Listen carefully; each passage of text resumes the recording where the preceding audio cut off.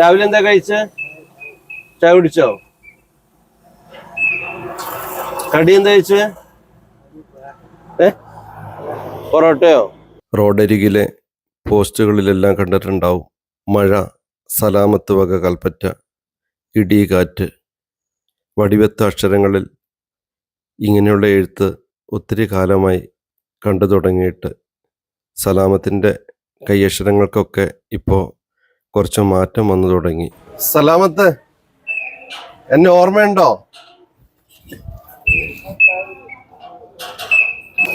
WMS സ്കൂളിലെ മാഷ. ഓർമ്മയുണ്ടോ? എന്താ രാവിലെ കഴിച്ചേ?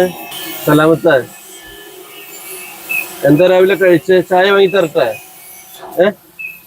ചായ വാങ്ങി തരാം, വാ. വിശക്കുന്നില്ലേ? ഇങ്ങോട്ട് വാങ്ങിക്കാം, ചായ വാങ്ങിക്കാം. കുടിക്കോ? കുടിക്കില്ല? മരുന്ന് കഴിച്ചോ? എന്തോ?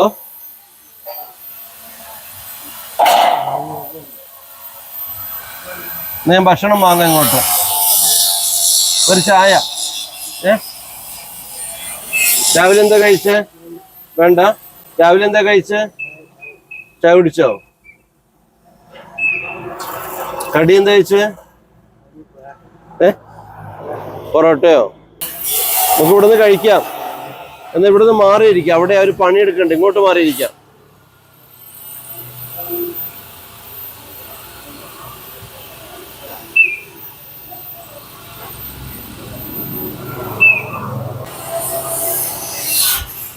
ഞാൻ ചായ പറയട്ടെ കേട്ടോ?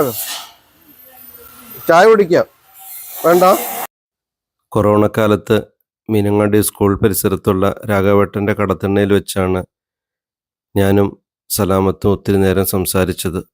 ആദ്യമായി തിരിച്ചു വരുമ്പോൾ അവിടെ തന്നെ ഉണ്ടാവുമെന്ന് എന്നോട് പറഞ്ഞു.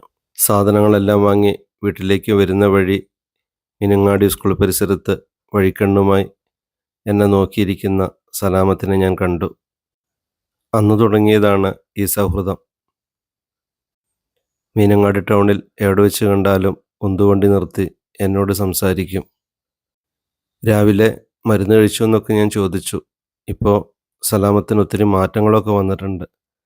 നമുക്ക് ഹോസ്പിറ്റലിൽ പോകാം, മരുന്നൊക്കെ വാങ്ങിക്കാമെന്ന് ഞാൻ പറഞ്ഞു നോക്കി. എന്തോ ഇന്ന് അദ്ദേഹം ഇത്തിരി ക്ഷീണിതനാണ്. ഇന്നില്ല, പിന്നീടൊരിക്കലാവാമെന്ന് എന്നോട് പറഞ്ഞു.